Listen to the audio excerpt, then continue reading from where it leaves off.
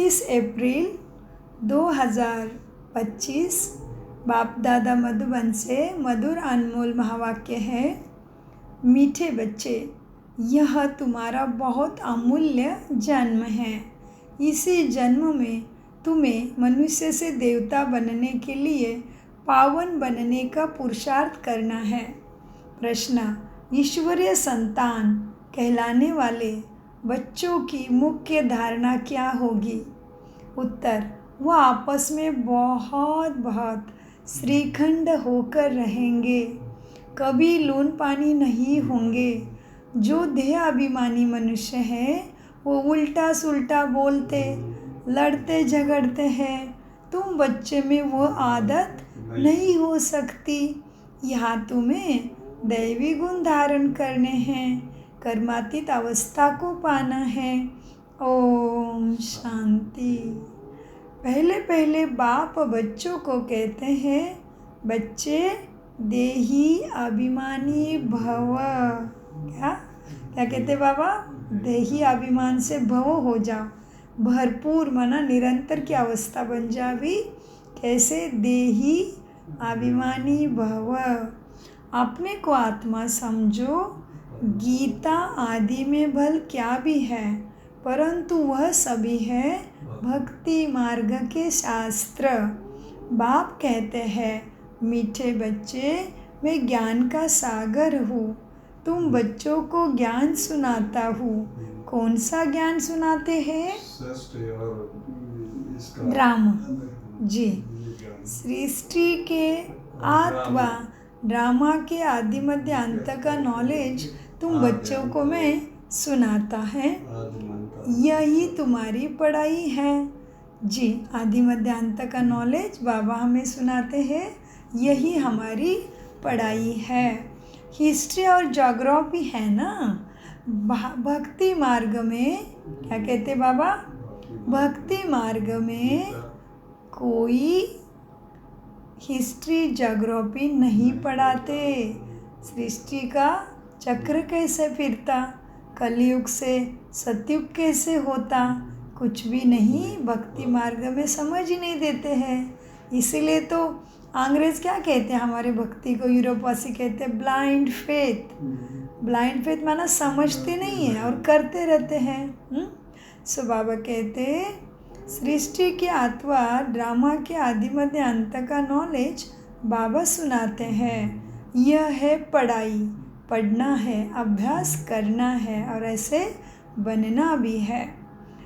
देखो बच्चे, भक्ति मार्ग में कोई हिस्ट्री ज्योग्राफी नहीं पढ़ाते, नाम भी नहीं लेंगे। हाँ, साधु संत आदि बैठ शास्त्र पढ़ते हैं। यह बाप तो कोई शास्त्र पढ़कर नहीं सुनाते, तुमको इस पढ़ाई से मनुष्य से देवता बनाते हैं। क्या बनाते बाबा? हमें मनुष्य से देवता बनाते हैं। तुम आते ही यहाँ हो मनुष्य से देवता बनने। है वह भी मनुष्य, यह भी मनुष्य, परंतु यह बाप को बुलाते हैं कि हे पतित पावन आओ। यह तो जानते हो देवताएं पावन हैं, बाकी तो सभी अपवित्र मनुष्य हैं। वह देवताओं को नमन करते हैं, उनको पावन, अपने को पतित समझते हैं। परंतु देवताएं पावन कैसे बने, किसने बनाया, यह कोई मनुष्य मात्र नहीं जानते।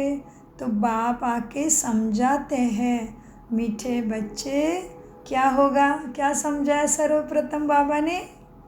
अपने को आत्मा समझो और मुझे जी। बहुत अच्छा। तो बाप समझाते हैं, मीठे बच्चे अपने को आत्मा समझ, बाप को याद करना है। इसमें ही सारी मेहनत है, इसमें ही मेहनत है। कल भी बाबा ने कहा बच्चे, याद का ही सब्जेक्ट डिफ़िकल्ट सब्जेक्ट है और इसमें मेहनत भी है। सो आज भी बाबा कहते, बाप समझाते हैं अपने को आत्मा समझ, बाप को याद करना है। इसमें ही मेहनत है। देह अभिमान नहीं होना चाहिए। कौन सा अभिमान नहीं चाहिए? देह का अभिमान नहीं होना चाहिए। आत्मा अविनाशी है। संस्कार भी आत्मा में रहते हैं। आत्मा ही अच्छे व बुरे संस्कार ले जाती है। इसलिए अब बाप कहते हैं, मीठे बच्चे देही अभिमानी बनो, अपने को आत्मा समझो। वैसे तो मनुष्य अपने को आत्मा समझते ही नहीं, क्योंकि वो तो जानते ही नहीं सत्य को, असत्य में फंस गए हैं। शरीर तो मेरा है ही नहीं, शरीर तो विनाशी है, वो तो प्रकृति ने दिया है। तो बाबा कहते हैं सभी मनुष्य अपनी आत्मा को जानते नहीं है। जब रावण राज्य शुरू होता है तो अंधियारा मार्ग शुरू होता है। देही अभिमानी तुम अभी बन जाते हो। बाप बैठ तुम्हें समझाते हैं। बच्चे, तुम बच्चे या किसके पास आए हो? ब्रह्मा के पास आए हो? किसके पास आए हो? शिव के पास आए। शिव परमपिता प्राणेश्वर के पास आए हैं। ब्रह्मा के, हाँ जी, मेरे बाबा ब्रह्मा के तन में विराजमान होके ब्रह्मा के वाणी के द्वारा मुझे ज्ञान दे रहे हैं, है ना। बाबा मुझे ज्ञान देने आया है। तो बाबा कहते किसको देख रहे हो? किसके पास आए हो? कौन बैठा है? कौन बैठा है अंकल जी? मेरा बाबा बैठा है जी, शिव बाबा बैठे हैं। बाप बैठ सब। देखो अंकल जी को कितने कम समय में पूरा विश्वास हुआ है।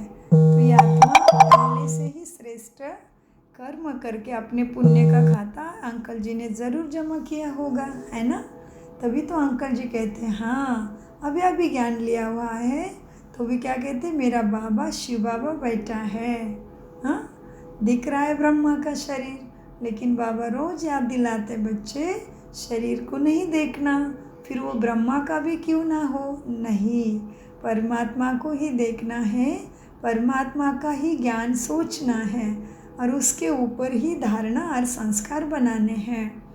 बाप बैठ समझाते हैं कि तुम बच्चे यहाँ किसके पास आए हो? इनके पास नहीं, मैंने इनमें प्रवेश किया है। इनके बहुत जन्मों के अंत का यह पतित जन्म है। बहुत जन्म कौन से, वह भी बताया है। आधा कल्प है जी जी, आधा कल्प है पवित्र जन्म, आधा कल्प है पतित जन्म।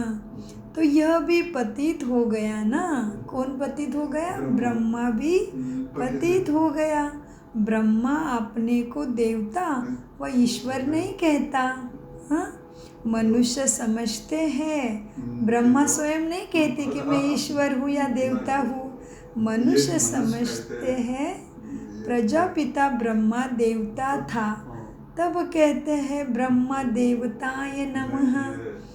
बाप समझाते हैं मीठे बच्चे, ब्रह्मा जो पतित था बहुत जन्म के अंत में वो फिर पावन बन देवता बनते हैं। तुम हो बीके, तुम क्या हो? बीके माना ब्रह्मा कुमार कुमारिया। हाँ, बट किसका विद्यालय है? ईश्वरीय विश्वविद्यालय। प्रजापिता तो निमित्त है, प्रजा माना सभी की वृत्तितम प्रदान। हाँ, तो बाबा कहते तुम हो बीके, माना कितना बड़ा टाइटल है, साधारण है क्या? ब्रह्मा कुमार कुमारियाँ, उसकी अथाह भुजा हम, परमात्मा की भुजाएं। हाँ, कितने बड़े ओहदा मिला है देखो। तो इस ओहदे को ज़रूर सफल करना चाहिए ना। बाबा कहते मीठे बच्चे, तुम हो बीके, तुम भी ब्राह्मण, यह ब्रह्मा भी ब्राह्मण ही है। हाँ, क्यों ब्राह्मण है? क्योंकि ब्रह्मलोक में रहने वाले परमपिता परमात्मा के आदेश को माना। उन्होंने जैसे सिखाया उसी मार्ग पे सद्गति को प्राप्त किया सद्बुद्धिदाता द्वारा। सद्बुद्धिदाता कौन है? परम धाम में रहने वाला परमपिता परमात्मा शिव बाबा, प्राणेश्वर, महादेव कहो, परमपिता परमात्मा कहो। तो वो कहाँ से आते हैं? ब्रह्मलोक से। और मैं कहाँ से आई हूँ पाठ बजाने? ब्रह्मलोक से। ब्रह्मलोक से आए हैं ना हम इधर के वासी नहीं हैं। हम कहाँ के वासी हैं? हम ब्रह्मलोक के, माना शांति धाम कहो, ऊपर वाला कहो, या ब्रह्मांड कहो, या ब्रह्मलोक कहो, हम आए हैं ब्रह्मलोक से। तो ब्राह्मण कौन बना? ब्रह्मा भी ब्राह्मण है, क्योंकि परम धाम से ब्रह्मलोक से आए हुए परमात्मा की मत पर चलने वाला, उनके द्वारा ही शिक्षा प्राप्त करके उनके जैसा बन गया। तो नंबर 1 में है परमपिता परमात्मा, और नंबर 2 में कृष्ण देवताय नमः। ब्रह्मा तो उसका कलयुग का रोल है, लेकिन यही आत्मा फिर परमपिता परमात्मा से, ब्रह्मलोकवासी निवासी से ज्ञान लेके समझ जाती है कि मैं यहाँ का रहवासी नहीं हूँ, मैं तो खेलने आया हूँ, तो मेरा परमपिता परमात्मा मुझे लेने आया है। तो ऐसे बाबा की वैराग्य वृत्ति हो जाती है। तो इसीलिए बाबा क्या कहते हैं? तुम भी ब्राह्मण हो और ये ब्रह्मा भी ब्राह्मण है, इनको देवता नहीं कह सकते। यह ब्रह्मा को ब्राह्मण कहा जाता है, ना कि देवता। यह जब संपूर्ण पवित्र बनते हैं तो भी ब्रह्मा को देवता नहीं कहेंगे। जब तक विष्णु, गहरी बात कही है बाबा ने, उनको देवता का टाइटल कब मिलता है? जब वो बड़े हो जाते हैं, राज्य गद्दी पे बैठ जाते हैं, उनका राज्य अभिषेक हो जाता है। सतयुग में ब्रह्मा की आत्मा ही कृष्ण के शरीर में आएगी। उस शरीर का नाम होगा, सुंदर शरीर होगा उनको प्राप्त, तभी उसका नाम पड़ता है कृष्ण। कृष्ण माना सर्व आकर्षण से परे, लेकिन अंत तक सबको आकर्षित करने वाली आत्मा। इसीलिए कृष्ण सबको प्यारा लगता है ना आज भी। तो ये सारी गहरी बातें कैसे पता चली? रोज की मुरली से और सहज राजयोगा मेडिटेशन से। तो बाबा कहते बच्चे ये बहुत सुंदर और गहरी बात आई है, हमें अच्छी लगे। बाबा कहते बच्चे ये ब्रह्मा भी है ना, जब पवित्र बनते हैं तो भी ब्रह्मा को देवता नहीं कहेंगे। जब तक ये ब्रह्मा विष्णु माना लक्ष्मी नारायण ना बने तब तक देवता नहीं कहेंगे।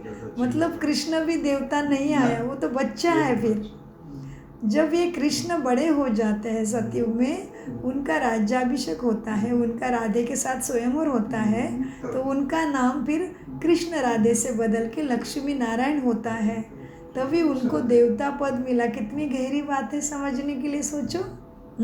तो हमारे अंदर में आलबेलापन, नटखट, पुराने संस्कार का अंश हमें देवता बनने नहीं देगा, इसलिए कृष्ण को और गोपियों को नटखट बोला गया है। तो नटखट नहीं बनना, नटखट नहीं, कैसा नट बनना है? परफेक्ट नट। नट माना एक्टर, तभी मिलेगा देवता टाइटल, है ना। सो बाबा कहते बच्चे तुम भी ब्राह्मण ब्राह्मणिया हो। तुमको पहले शूद्र से ब्राह्मण, फिर ब्राह्मण से देवता मैं बनाता हूँ। बाबा रोज शिक्षा देके शिक्षा पे चलने वाले को फिर शक्ति देते हैं, प्यार देते हैं, पुचकारते हैं, उठाते हैं, मदद करते हैं, 1 का 1000 गुना रिटर्न देते हैं। तो बाबा कहते बच्चे तुम भी ब्राह्मण हो, तुमको पहले शूद्र से ब्राह्मण, ब्राह्मण से देवता, मैं शिव परमपिता बनाता हूँ। यह तुम्हारा अभी ब्राह्मण जन्म अमूल्य हीरे जैसा जन्म कहा जाता है। तो हमारा जन्म कैसा है? अभी हीरे जैसा अमूल्य है। इसका मूल्य हमें बाकी किसी युग के साथ हम उसको तुलना नहीं कर सकते, अमूल्य है। तो बाबा कहते ये जन्म तुम्हारा हीरे जैसा, हीरक युग है, क्योंकि आत्मा परमात्मा का मिलन और 5000 साल की अखंड प्राप्ति अभी होती है, फिर किसी भी युग में ऐसा चांस नहीं है। यह तुम्हारा अमूल्य हीरे जैसा जन्म कहा जाता है। भला कर्म भोग तो होता ही है। तो अब बाप कहते हैं, मीठे बच्चे, अपने को आत्मा समझ, मुझे बाप को याद करते रहो। यही प्रैक्टिस होगी, तभी ही विकर्मों का, पाप कर्मों का विनाश होगा और तुम्हें बहुत सुख शांति की और आनंद की अनुभूति सदा होती रहेगी। क्योंकि तुम्हारा योग अच्छा है तो तुम्हारे पुराने जन्मों के विकर्मों का विनाश हो जाएगा और सदा बाबा के साथ का अनुभव होगा। पुराने संस्कार जल के भस्म हो जाएंगे, देवी संस्कार अच्छे लगेंगे। सो बाबा कहते, बच्चे देखो, तुम खुद को आत्मा समझ के मुझे याद करो, अपने को आत्मा समझ बाप को याद करते रहो। ये प्रैक्टिस होगी, तभी ही विकर्म विनाश होंगे। ध्येयधारी समझा तो विकर्म विनाश नहीं होंगे। आत्मा ब्राह्मण नहीं है, शरीर साथ है, तभी ही ब्राह्मण फिर देवता शूद्र आदि बनती है। तो अब बाप को याद करने की मेहनत है। राजयोग भी है। बाप कहते हैं सहज तो सहज भी है और राजयोग भी है। तो अटेंशन की मेहनत बहुत ज़रूरी है, चेकिंग की मेहनत बहुत ज़रूरी है, उसके साथ चेक एंड चेंज की मेहनत भी बहुत ज़रूरी है। सहज योग भी है। बाप कहते हैं सहज ते सहज भी है। कोई को फिर डिफ़िकल्ट भी बहुत भासता है। घड़ी घड़ी देहाभिमान में आकर बाप को भूल जाते हैं। टाइम तो लगता है। बाबा कहते, बाबा भी समझते हैं, लेकिन ये साकार मुरली है तो टाइम नहीं रहा है अभी। बाबा कहते हैं ना कभी कभी अव्यक्त मुरली में, क्यों चलने का भी टाइम नहीं है, उड़ने का टाइम है। तो बाबा कहते हैं हाँ, बाबा जानते हैं देही अभिमानी बनने में टाइम लगता है। टाइम तो लगता है। ये बात किसके लिए पता है? जिसको धारणा नहीं हो रही है लेकिन ज्ञान में बहुत लगन से चल रहे हैं, सेवा भी कर रहे हैं, तो उसका मन नाराज़ ना हो जाए, वो अपने अंदर की आशा ना खो जाए, होपलेस ना हो जाए। इसलिए बाबा ने ये महावाक्य बोला है। तो इसको लेके जो चल रहे वो अलबेले नहीं बनना। हाँ, मेरे से गलती हो रही है, पुराने विकार उछल खा रहे हैं, इसमें फिर अपने आप को छूट नहीं देना। ऐसे नहीं समझना कि बाबा ने कहा है देर लगता है, नहीं। ये देर किसके लिए बोला है? जो अभी अभी आया है, बहुत अच्छे से सेवा कर रहे हैं और कुछ ना कुछ हिसाब किताब आता है। जो क्या होता है उनको फिर विकार, पुराने भी संस्कार, बहुत सारी चीज़ें होती है जो सेटल करनी है हमें। सबके साथ हिसाब किताब है, प्रकृति भी है, सब है। तो जब बहुत सारी परीक्षा आती है तो बच्चे हताश भी हो जाते हैं ना, नाराज़ हो जाते हैं, बिल्कुल ही याद भी छोड़ देंगे, पढ़ाई भी छोड़ देंगे। उसके लिए बाबा ने राहत का महावाक्य बोला है कि बच्चे टाइम लगता है तो धीरज धरो, रंज मत होना, लगे रहना है। माया गिराएगी, बॉक्सिंग है, कर्म क्षेत्र कुरुक्षेत्र है। हाँ, हमारे में यहाँ पे पढ़ाई करना है, बुद्धि में ताकत भरना है। जैसे ही क्लास से बाहर गए चालू हो जाती है हमारे पेपर और टेस्ट। तो तैयार रहना है, तो नाराज़ नहीं होना, सारे राज को जान के सदा राज़ी रहना है, चलते रहना है, ज़रूर पार हो जाएंगे। रुकने वाले, हिम्मत हारने वाले नहीं बनना है। तो बाबा कहते बच्चे देखो, घड़ी घड़ी देहाभिमान में आकर बाप को भूल जाते हैं। देही अभिमानी, आत्मा अभिमानी बनने में टाइम तो लगता है। हाँ, टाइम तो लगता है ना देही अभिमानी बनने में। ऐसे हो नहीं सकता कि अभी तुम सब कुछ एक रस हो जाओ और बाप की याद स्थायी ठहर जाए। नहीं, कर्मातीत अवस्था को पाले, फिर तो शरीर भी ना रह सके। पवित्र आत्मा हल्की हो, एकदम शरीर को छोड़ दे। पवित्र आत्मा के साथ अपवित्र शरीर नहीं रह सकता। एक बार बाबा कहते, एक बार तुम एकदम, हाँ जी, अब बाबा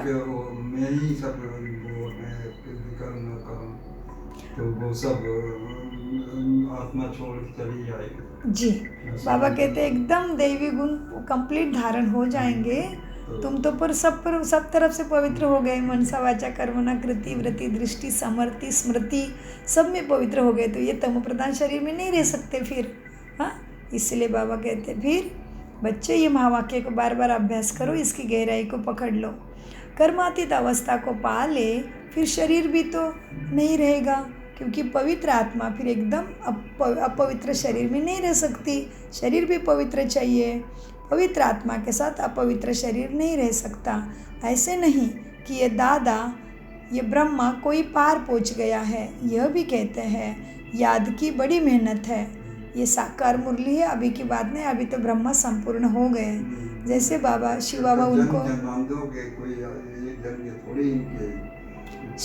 उनको जैसे बनाना चाहते थे वैसे ब्रह्मा बाबा बन गए।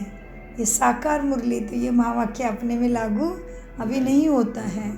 तो बाबा कहते बच्चे कहाँ हैं, देखो ये बाबा भी ब्रह्मा बाबा माना दादा बड़ा भाई है ना ब्रह्मा हमारा, तो बाबा कहते ये दादा भी कहता है कि याद में मेहनत है। नंबर 1 वाली आत्मा कहते हैं याद में मेहनत है, तो हमें कितना अभ्यास करना पड़ेगा बताओ। और कोई भी मुश्किल चीज़ होती है अभ्यास से ही सहज होती है ना। कोई भी चीज़ देखो आप बहुत मुश्किल है तो प्रैक्टिस करके वो आसान हो जाती है ना। तो आत्मा अभिमानी का प्रैक्टिस बहुत करना चाहिए, हमें करना ही है ना। सो बाबा कहते हैं जी कर्मयोगी बनना है। ओके एकदम तो बस बनेंगे नहीं, पहले कर्मयोगी बन जाए। हर कर्म में बाबा की याद एक रस होंगे जी। जब तक कर्मयोगी बन के तब आगे बढ़ेंगे, नहीं तो मुश्किल है, घाटा पड़ेगा जी। बाबा कहते बच्चे क्या हैं, याद की ही मेहनत है। ब्रह्मा बाबा का भी अनुभव है, याद में कड़ी मेहनत है। देहाभिमान में आने से उल्टा सुल्टा बोलना, लड़ना झगड़ना आदि चलता है। हम सब आत्माएं भाई भाई है, फिर आत्मा को कुछ नहीं होगा, देहाभिमान से ही रोला हुआ है। अब तुम बच्चों को देही अभिमानी बनना है। जैसे देवताएं श्रीखंड है, ऐसे तुम्हें भी आपस में बहुत श्रीखंड होकर रहना चाहिए। तुम्हें कभी लून पानी नहीं होना चाहिए। जो देहाभिमानी मनुष्य हैं वो उल्टा सुल्टा बोलते, लड़ते झगड़ते हैं। तुम बच्चों में वो आदत नहीं हो सकती। यहाँ तो तुमको देवता बनने के लिए दैवी गुण धारण करने हैं, कर्मातीत अवस्था को पाना है। जानते हो यह शरीर, ये पुरानी दुनिया तमो प्रधान है। पुरानी चीज़ से, पुरानी संबंधों से नफरत माना वैराग्य करनी पड़ती है। नफरत माना जो चीज़ें मुझे गिराने वाली उससे प्यार करके गिरेंगे या चढ़ेंगे, सोचो ना। और हमें तो चढ़ना है ना, हमने सदगति मांगी है ना भगवान से, तो बहुत सोचने की बात हो जाती है ना। तो क्या कहते बाबा, बच्चे तुम्हें समझना है, सजग होना है। ब्रह्मा का भी अनुभव बताया बाबा ने। तो बाबा कहते बच्चे देखो, तुमको देवता बनने के लिए दैवी गुण धारण करने हैं, कर्मातीत अवस्था को ज़रूर पाना है। जानते हो ये शरीर, ये पुरानी, ये दुनिया पुरानी तमोप्रधान है। पुरानी चीज़ से, पुरानी संबंध से नफरत करनी पड़ती है। देहाभिमान की बातों को छोड़ अपने को आत्मा समझ, बाप को याद करना है, तो पाप विनाश होंगे। बहुत बच्चे याद में फेल हो जाते हैं, ज्ञान समझाने में बड़े तीखे जाते हैं, परंतु याद की मेहनत बहुत बड़ी है, बड़ा इम्तिहान है। आधा कल्प के भक्त ही ये बातें अर्थ सहित समझ सकते हैं। भक्ति में जो पीछे आए हैं वह इस ज्ञान को भी इतना नहीं समझ सकेंगे। बाप इस शरीर में आकर कहते हैं, मीठे बच्चे मैं हर 5000 वर्ष बाद आता हूँ, मेरा ड्रामा में पार्ट है और मैं एक ही बार आता हूँ, वही ये संगम युग है। लड़ाई भी सामने खड़ी है, ये ड्रामा ही 5000 वर्ष का है। देखो लड़ाई सामने खड़ी है, ये साकार मुरली है, कितने क्लियर दिख रहे हैं अभी हम लड़ाई के आसार, है ना। कितना तनाव में पूरा विश्व आ गया है, विश्व, एक दो की बात नहीं है, पूरे विश्व में ही खटपटी चल रही है। तो बाबा कहते लड़ाई सामने खड़ी है, ये ड्रामा ही है 5000 वर्ष का। कलयुग की आयु भी 40,000 वर्ष और हो नहीं सकती, क्योंकि इतने कम समय में 5000 वर्ष में बाबा कहते इतना बुरा हाल हुआ है मानव का, 40,000 क्या हो जाएगा। उस समय कौन मतलब परमपिता परमात्मा आएगा। बाबा कहते 40,000 वर्ष का नहीं है ये नाटक सृष्टि पे कलयुग का यानी सतयुग तक का। सतयुग से लेके कलयुग तक का नाटक केवल 5,000 वर्ष का है। और इसीलिए बाबा कहते 40,000 वर्ष का रहेगा तो अब मनुष्य कितने बुरे हाल में पहुंच जाएंगे। केवल 5,000 वर्ष में भी मनुष्य की हालत जानवर से भी बदतर हो गई है। जानवर भी अपने अपनी योनि में बहुत सुख में है।